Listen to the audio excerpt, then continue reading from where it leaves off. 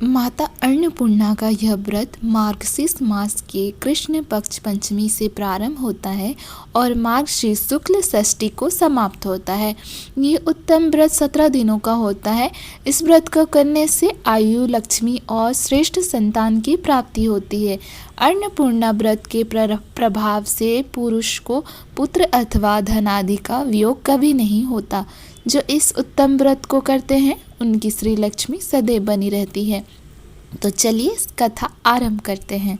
युधिष्ठिर ने भगवान श्री कृष्ण से पूछा, हे कृष्ण, विभिन्न प्रकार के कंदमूल, फल, शाक आदि को खाकर भी मेरा मन भूख से व्याकुल रहता है, जिसके कारण मेरी तृप्ति नहीं होती है। श्री कृष्ण बोले, हे युधिष्ठिर, जब पिता की आज्ञा को मानकर समस्त राज्य त्याग कर 14 वर्ष श्री रामचंद्र अपनी पत्नी सीता और अपने अनुज लक्ष्मण के साथ दंडकारण्य वन में निवास कर रहे थे, उस समय एक दिन लक्ष्मण भोजन की खोज में दिन भर वन में घूमते रहे, किंतु संध्या काल तक जब उन्हें कुछ न मिला तो वे श्री राम के पास लौट आए और उन्हें प्रणाम कर दुखी और आंखों में आंसू भर चुपचाप उनके सामने बैठ गए। ऐसी स्थिति में श्री राम ने अपने अनुज को मधुर वाणी से समझाते हुए कहा, हे वत्स, अपने हृदय को दुखी मत करो, क्योंकि इस संसार में प्राणी अपने भाग्य का फल भोगते हैं। मनुष्य पूर्व जन्म में जो दे आया इस जन्म में प्राप्त करता है, इसके अतिरिक्त उसे कुछ नहीं मिलता। हे महाबाहो, जिसने दान में सुस्वाद, सुरस और मनोहर भोजन दिया है, वही अनंत प्रकार के खाने योग्य भोजन को प्राप्त करता है। हे युधिष्ठिर, जब श्री राम और लक्ष्मण में इस प्रकार का वार्तालाप हो रहा था कि महात्मा अगस्त्य ऋषि वहां पहुंच गए और श्री राम ने उठकर उन्हें प्रणाम किया। उचित सत्कार के बाद अगस्त्य ऋषि से श्री राम ने यही बात पूछी जो तुम मुझसे पूछ रहे हो। तब अगस्त्य ऋषि ने कहा, हे श्री राम, मैं इस विषय से संबंधित एक कथा सुनाता हूँ। इस धरती पर भगवान शिव की परम प्रिय काशी नाम की नगरी थी। महान अपारतर समुद्र रूपी संसार से मोक्ष कराने वाले 2 भाई निवास करते थे, देवदत्त व धनंजय नाम के 2 ब्राह्मण, जिनमें देवदत्त तो अति धनवान था, किंतु धनंजय धनहीन होने के कारण दुखी रहता था। बड़ा परिवार होने के कारण धनंजय अति चिंतित होकर सोचने लगा कि मैंने ऐसा क्या पाप किया है जिसके कारण मुझे अन्न प्राप्त नहीं होता है। क्या मैंने गर्भवती स्त्री अथवा बच्चों को दिए बिना अकेले ही सब कुछ भक्षण कर लिया था, या मेरे गृह से सत्कार के बिना कोई अतिथि वापस लौट गया? क्या मैंने किसी के द्वारा दिए हुए अन्न को श्रद्धा से ना खाकर उसकी अपेक्षा की? क्या उसकी निंदा की अथवा भोजन करते समय क्रोध करके उस अन्न को उठाकर दूसरी ओर फेंक दिया? क्या मैंने अन्न की उपेक्षा की?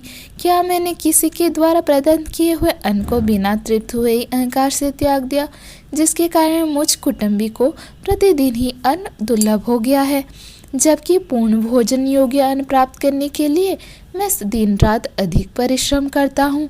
मुझे अपने बालकों को देखकर मेरा हृदय दुखी हो जाता है।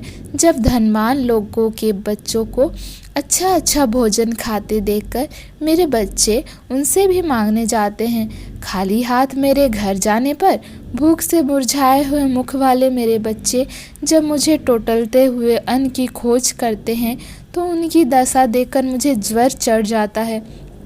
तब मैं समझता हूँ कि मैं पृथ्वी में धंसता जा रहा हूँ। क्या कारण है कि मुझे इस प्रकार की दरिद्रता प्राप्त हुई?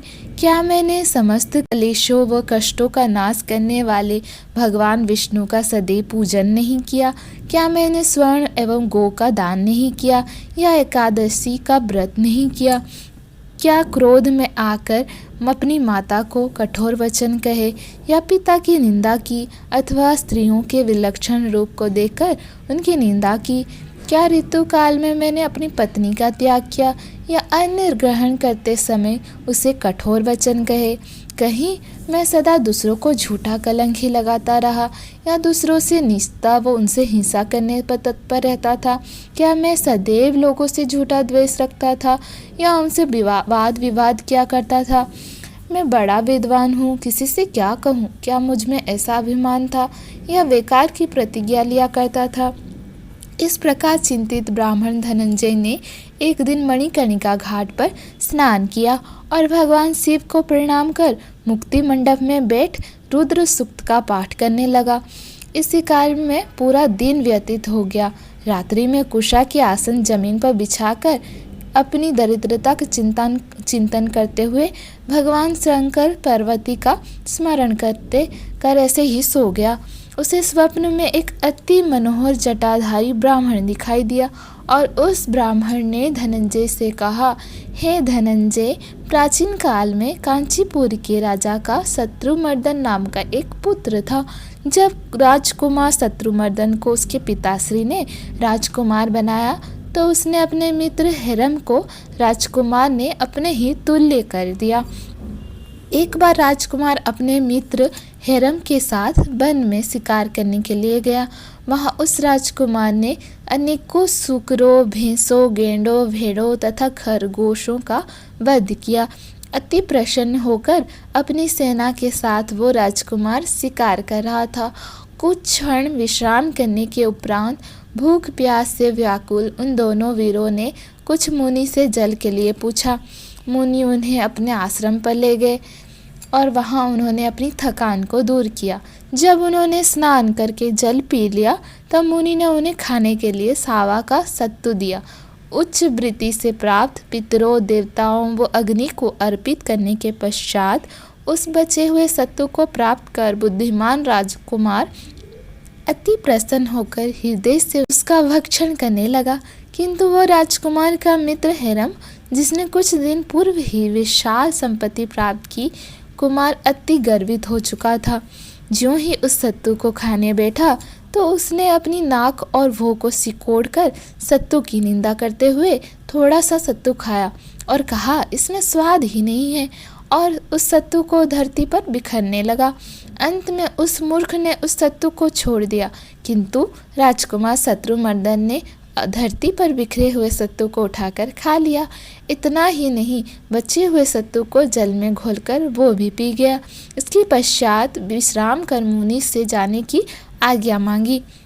इस प्रकार राजकुमार अपने मित्र हिरम के साथ अपने नगर आ पहुंचा। इतना कहकर जटाधारी ब्राह्मण ने कहा कि जो तुम्हारा भाई देवदत्त है वही उस जन्म में राजकुमार था।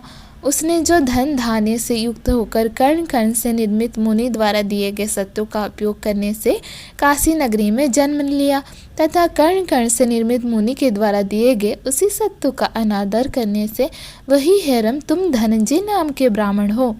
उसी सत्तू के अनादर के दोष से तुम अति दरिद्र हो, इस पृथ्वी पर इधर उधर घूम रहे हो। इस प्रकार जो लोग अन्न का अनादर करते हैं वे सदैव दरिद्र रहते हैं। उन्हें कभी भरपेट अन्न नहीं प्राप्त होता है और वे हमेशा दुखी रहते हैं। इसीलिए बुद्धिमान मनुष्य को बिना स्वाद के अन्न को भी अमृत की तरह ग्रहण करना चाहिए तथा ब्राह्मण को प्रतिदिन अत्यंत अच्छे अन्न का दान देना चाहिए।